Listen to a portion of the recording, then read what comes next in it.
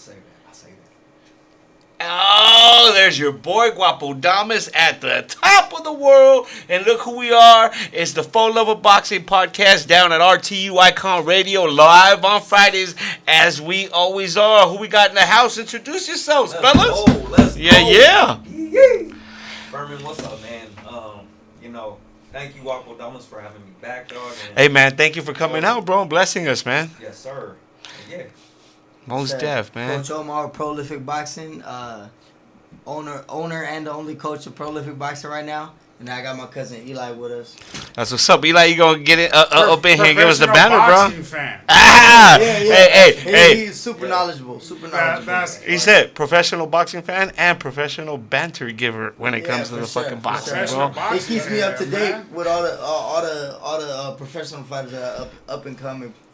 Hey, and y'all tried to play me, but it's cool. Y'all got your shirts on and everything, you know what I'm saying? Listen. Boxing, though, big time. Listen, we gonna represent and give it up to Prolific Boxing, man. As Coach Omar's up in here, man. Give it to him. Yeah. Listen, we're gonna get right to it, man. Fellas, y'all know we got a boxing card coming up, man. This weekend, you got Erickson Lubin going in against Virgil Ortiz, man. How you guys see playing that out? And step up to the microphone a little bit more, my man Furman. I want to be able to hear your thoughts, my friend. Okay. Yeah. Since you called me out, you know what I mean? Erickson Lubinson? Erickson Lubinson? Yeah. Erickson Lubin. Lubin. My Yep. bad, Lubin. He kind of had a tough road, man. I can see how people want to count him out, considering what happened in his past. People think he's chinny. I think he's a little chinny, too. No disrespect, respectfully. I think he can do something, but Virgil's too much, bro.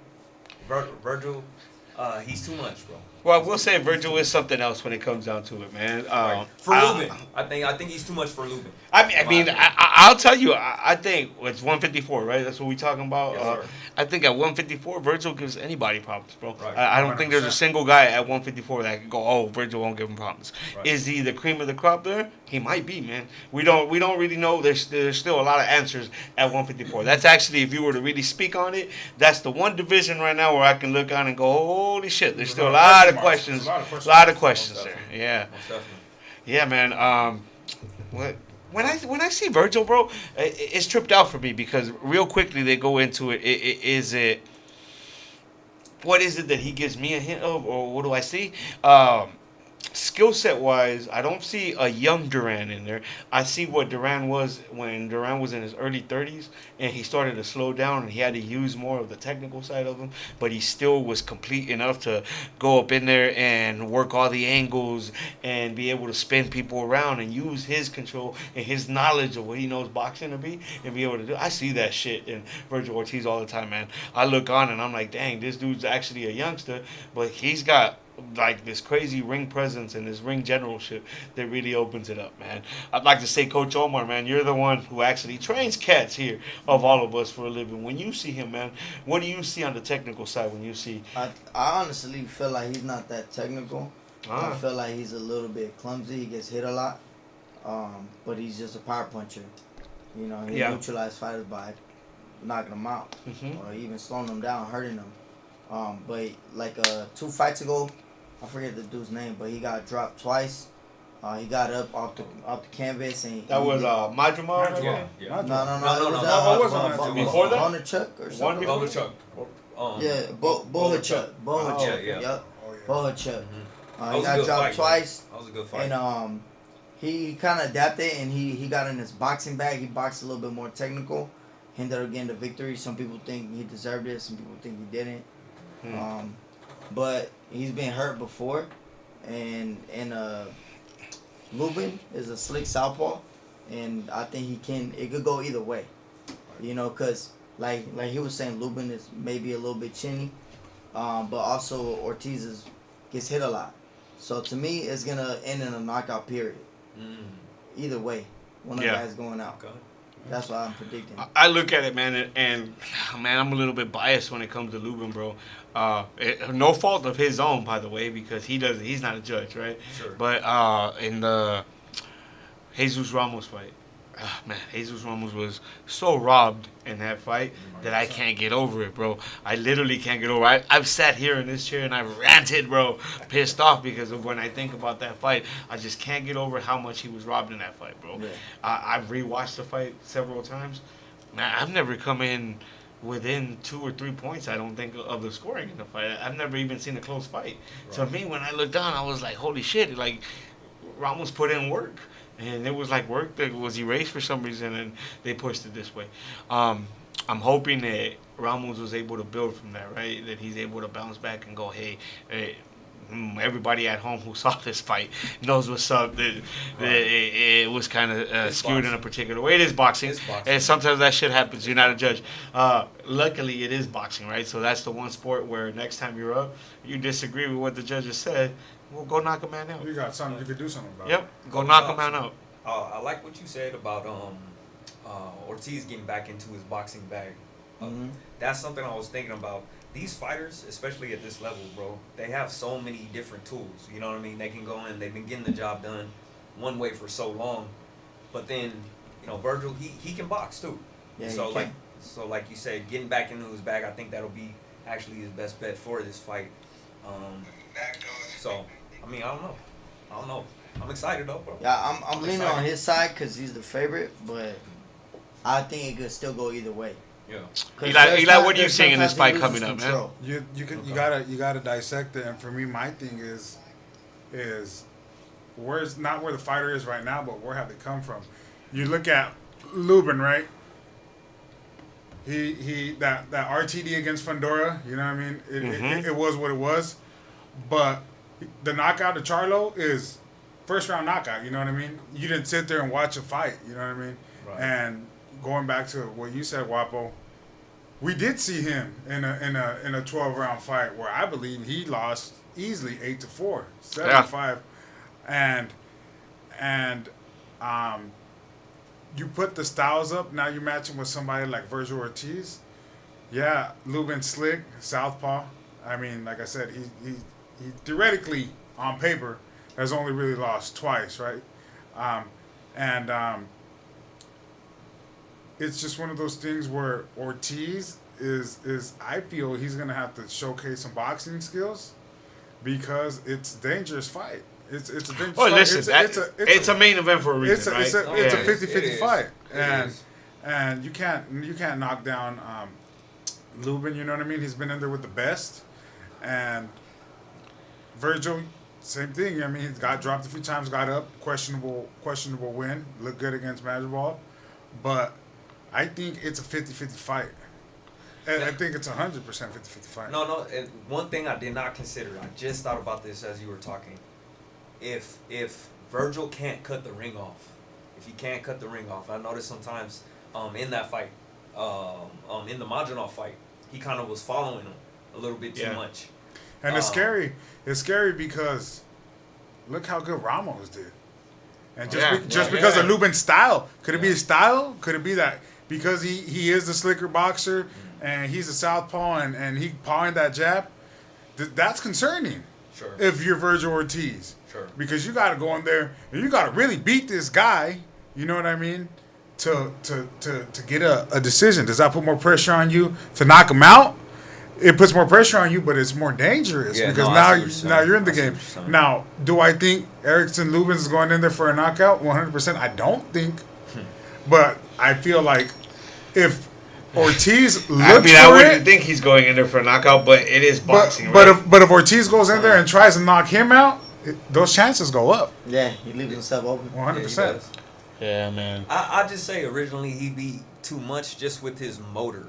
Because I'm thinking about the work that Fandora put in. Now, of course, different fight. I'm not comparing them, but I think the work rate. If I don't know, I want to see how Lubin handles keeping somebody like Virgil off of him. You know, if he can keep him off, if he can get his respect with the power, all that, then different fight. But something tells me, you know, Virgil, when he gets in that mode, bro, and he has that gear, and he just.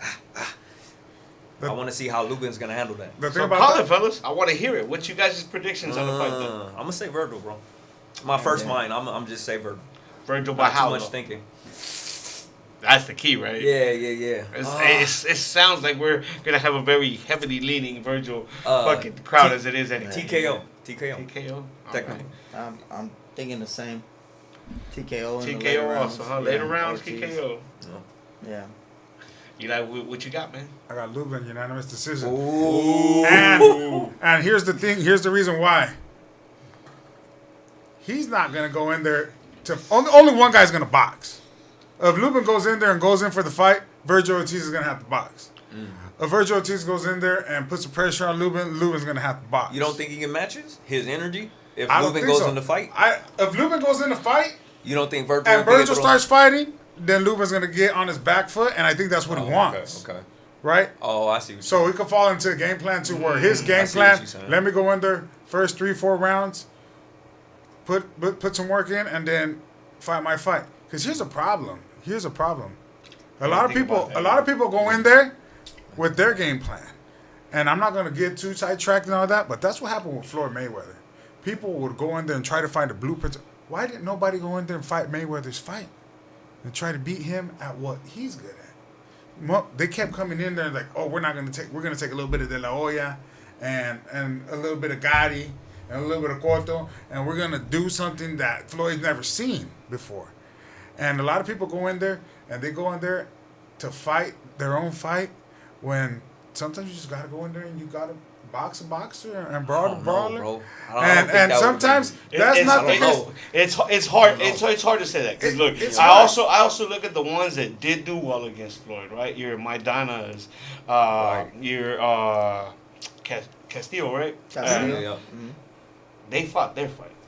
They 100%. fought their style. They fought their ugly. style. But And what was they the made it outcome? ugly. They made it fucking ugly. But they fought their style. I agree. But at the end of the day, a lot of people don't like hearing this. It's boxing. Talk to him. It's a point system. Yeah. It's hit, not get hit. And a lot of people, and I'm one of those big guys, because you got to fight for the fans. Because 90% of those people that bought the tickets to those Floyd fights and those Devin Haney fights and those Shakur Stevens fights, they want to go in there and watch them get beat. Oh yeah. That's essentially that's what it is. But why not take a different approach? Why not? I mean, I'm not gonna say Andre Bird or Conor McGregor at the end, right? Where they look back and they're like, "Oh, you got 46 dudes." Why not do something different than the first 46 dudes? Yeah. You know what I mean? Just like if you play a video game or anything, you got to come with it in life in general, a different approach, adapt to the system. They say what? They say champions adapt to anything. And I think there's a lot of people that have the potential to beat Floyd. And like I said, Oh no! Don't get me wrong. When I said, hey, when you look at who did well and they mucked it up and made it, that doesn't mean that in my mind I thought that Floyd was so unbeatable that nobody would have done that. I definitely think there was a lot of people in certain eras and in certain fight styles and fight weights that could definitely put it on Floyd, bro. When I look at Marvin Hagler, if you look at the Marvin Hagler that fought Tommy Hearns, that Marvin Hagler destroys Floyd, bro. He goes in there and really puts it on him, right? Roberto Duran, when he fought Sugar Ray the first time, God. that dude, it was too much of an animal and put it on Floyd, right? But there's also Floyd speaks for himself too in his own greatness, bro, because he could go into any of those eras and also put it on any of those dudes I just mentioned, you know? And that's what I think makes it so interesting. That's what I think makes boxing such a beautiful thing. We can have that conversation. In other sports, you really can't have it to that level because you take fundamentals, right? Like, for example, basketball, right? That's the talk. Is LeBron as good as Jordan? Well, can't really have that because it's a different style of game. It's Completely different. different. The fundamentals that are used now are not the same fundamentals as before. That shit goes out the window. And it's crazy. And boxing is still the battle between a man against another man, and you still have the same technical shit that you had 100 years ago is still being used today. No, facts. And it's crazy. What I was going to say is, like, certain things that look on paper, you'll be like, oh, yeah, on paper, the jab this, boom, boom, boom. You can run down the whole list. This fighter has this, that, and the third. Compared to this fighter, this dude should win. Doesn't always go like that. No, it does not always go like that. You can't gauge certain things like heart. like determination, like tenacity. Like anything can happen. An shit, injury, being a little bit dirty. Right. That sometimes you pull in a fighter who maybe likes to muck up the fight against a fighter who doesn't. Man, then you have all of a sudden you have a barn burner going. Yep. I think of shout out to Mr. LP out there. Fucker, he should be here talking this shit today, right? But shout out to him because he'll appreciate this one. Vasily Jirov, James Toney.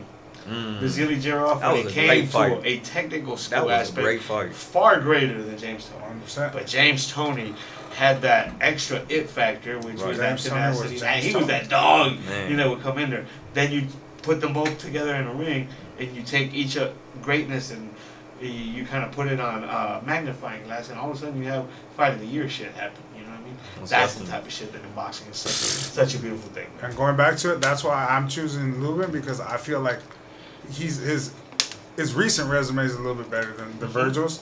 Virgil been dropped a few times, and I think Lubin knows that. I think this is his last shot before he becomes a stepping stone and becomes that guy that comes in and fights these guys that are going up. So I think he really has nothing to lose. So I say he goes in there and he. I like that. I like what you just. And mind you, listen. I stepped into tonight, and my original prediction in my head was I'm gonna go Virgil by unanimous decision. I'm not gonna go Virgil by knockout in under 6 rounds for the same reason you just pointed out, which is Lubin's last chance. So he's gotta come get it. Yeah, and if he's gotta come get it, holy shit, that's gonna open him up for Virgil, bro. Hey, he doesn't want to be a gatekeeper. Lubin's like he doesn't want to. But it's you just boil down and look at the situation. We think we know these guys, right? Because we watch them fight, and we're not, and we don't know what's really going on with them. Realistically, this is a shot. What if he just boxes beautifully for 12 rounds and does enough? You know what I mean? Hey. What if he frustrates Virgil? There's a lot, but I think if you put the risk factor and the career on the line and whatnot, I think Lubin has more to lose. So that's why I'm gonna go with Lubin. And you know what, too? Well, we're not talking about the underlying, the little side narrative, right? That everybody wants. What does everybody want? Virgil and Boots. Yeah. And then so Lubin. I heard Boots is in the house for this. Yeah. He was gonna be right. So of course Lubin, he wants to spoil those plans. You know what I'm saying? He doesn't want it to go that. Spoiler, bro. He doesn't want it to go that way. So he better not leave it up to the judges. And that's what that's it. People want Boots and Virgil. Then you can't let it go to the judges. Yo, that's a good point, that's one bro. thing. That's crazy. That's one thing about boxing compared to any other sport. They planning fights before and even they interview these guys and they interview a Ryan Garcia, Rolly Romero, Devin Haney. Once I'm done with him, and I'm just like, man, that's really tough. That's really tough. That's why I respect all the humble guys that say, hey, you know what? I'm only focused on the guy in front of me. Right. We'll talk about it after. Listen, Eli. So I'm gonna tell you, bro. I love the fact that you had enough cojones to come up in here and pick Lubin for this. 100%. So let's play devil's advocate for a second. Lubin wins. What's next for Lubin? What would you guys have Lubin going into next? Dude, there's a lot of things you can do. You want to just put him away and give him Boots? Because what you can't do. He said put him away. That's what he said. Well said. That's what he said. Well said. Because that's what they're gonna do. Yeah. They're like, all right, Lubin, he's not a big market guy. You know what I mean? He's got a belt. Right. Let's throw him in there with Boots. Give him Boots. Wait, no Boots kills him. And then you can still set up. And then while you have that's going on, you can put Virgil in with the top 10, 15 guy, get him a win, and that fight's still going to attract because I think that they should think bigger. And this is what I mean by that. Pun intended. Are you gonna go no? There? Yes and no. Yes and no. Go ahead. But you think bigger, right? So you build up a fight. You got Lubin fighting Inferno. So you picked up on that part, right?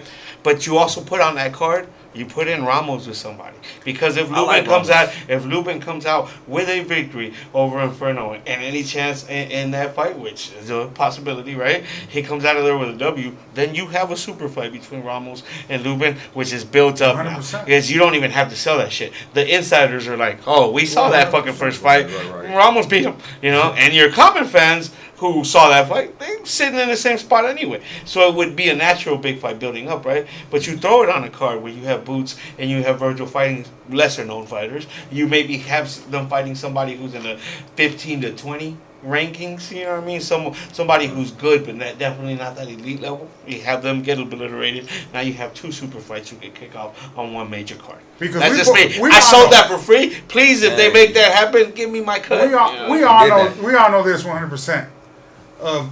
Lubin wins a close fight. I don't think the stock of Virgil Ortiz goes down. 100%. I don't think so. He even if you don't think so? Oh, I don't think so. I think Virgil drops. I don't think so. Significant because I think that, and with all due respect, I'm saying it with all due respect to Erickson Lubin. I don't want him to come punch me in the face later on. To me, I don't think Lubin's a top 5 fighter in that division. He's not. I really don't. And if you're talking about Virgil's going to lose to somebody who's not a top fighter in that division, I think that severely drops his stock in that division. So now let me play devil's advocate with that saying. Do you think Lubin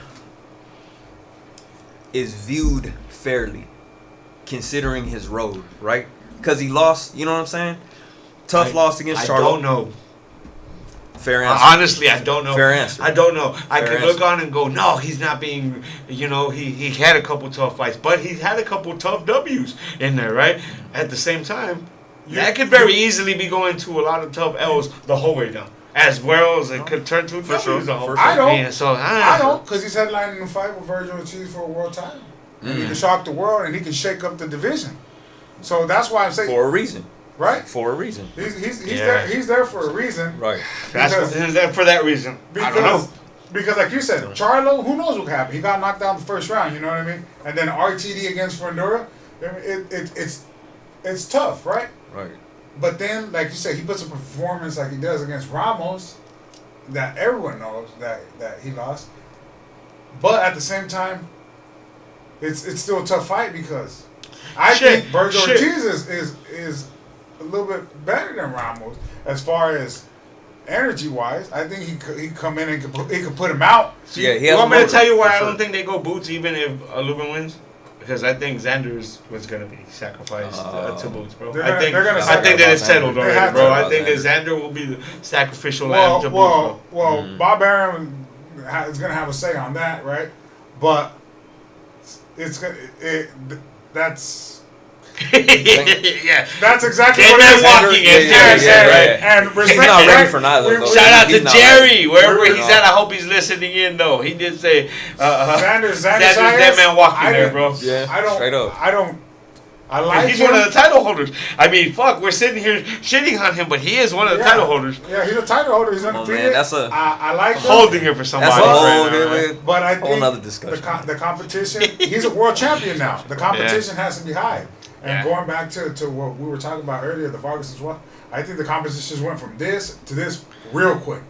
Yeah, man, I hope Ramos gets the shot at Xander. I'm just saying. And I think everybody wants a shot at Xander, and I think he's a target now. Yeah. Oh yeah. I hear Furman is training for a shot at Xander coming up. That's how much out there we are. Mr. Zayas? Yeah, but yeah, they're gonna have to sacrifice him unless he shows us something that we ain't seen in his 20 plus. Hey, you ain't right, bro. Hey, listen. Let's keep playing devil's advocate though, right? So we said if Lubin pulls it off, that's who.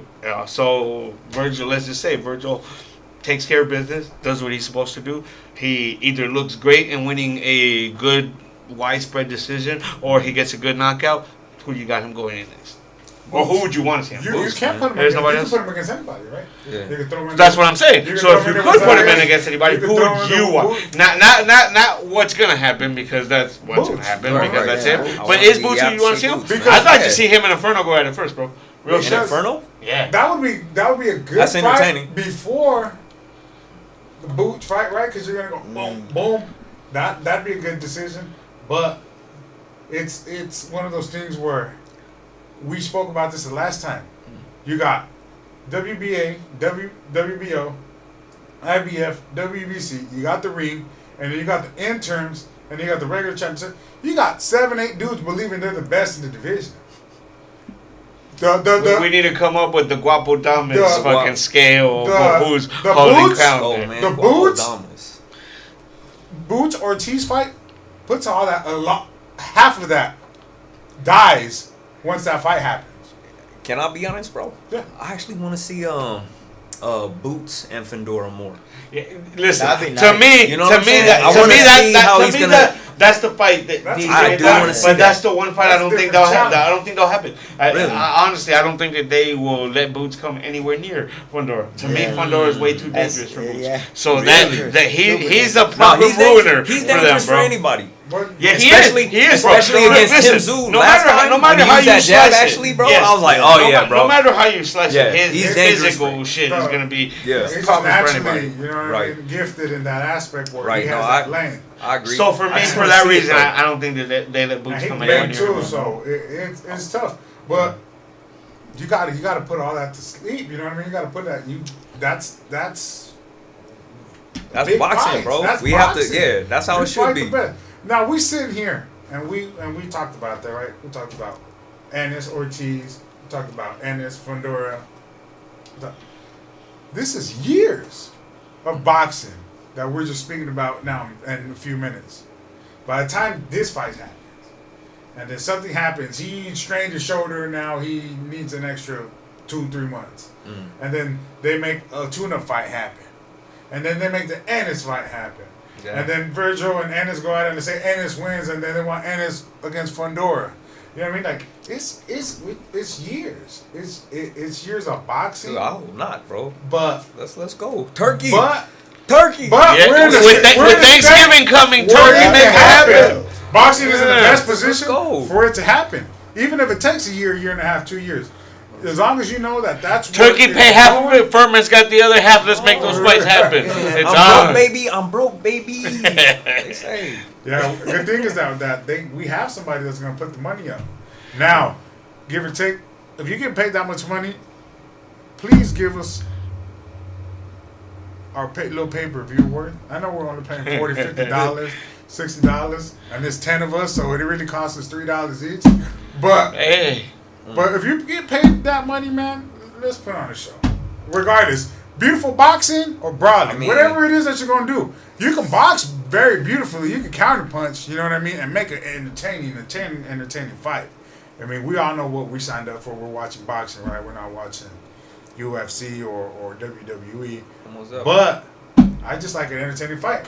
I like a chess match. We've all seen some really good boxing matches. We've seen some good brawls. it's tripped out, bro, because boxing is the gift that keeps on giving. Because I can sit down one day and Lester and Embiid just had a war, right? Where they fucking go at it, right? Beautiful. And you see that savage fucking thing happen, and you're like, yes. And then I can sit down and watch another fight that maybe is a chess match between actually high-level boxers, and then you see that work and go, holy shit, beautiful. To see that shit happen on that high level, too.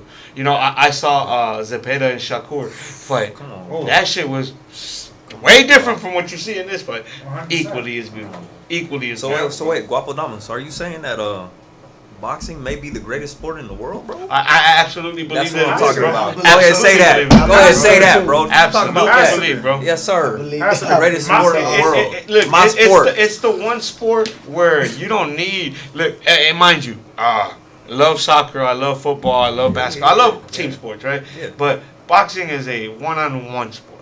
There's no excuses to be made in boxing. None. In boxing, you can't say, "Oh well, fuck, I had a great game, but my fucking teammates let me down." Fuck no. In boxing, if you had a great game, you won.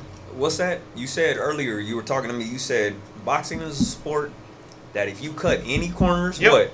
You're exposed You're at that exposed. moment, bro. Exposed. Boxing will expose you. It is the So most humbling of sports. Amen. Because if you don't come in prepared, you will be humbled that night, bro. Amen. That night. I love And it. the baddest motherfuckers get humbled. Mike Tyson did not train properly for Buster Douglas. Come on now. Shit. And you saw it. Come on now. You saw it.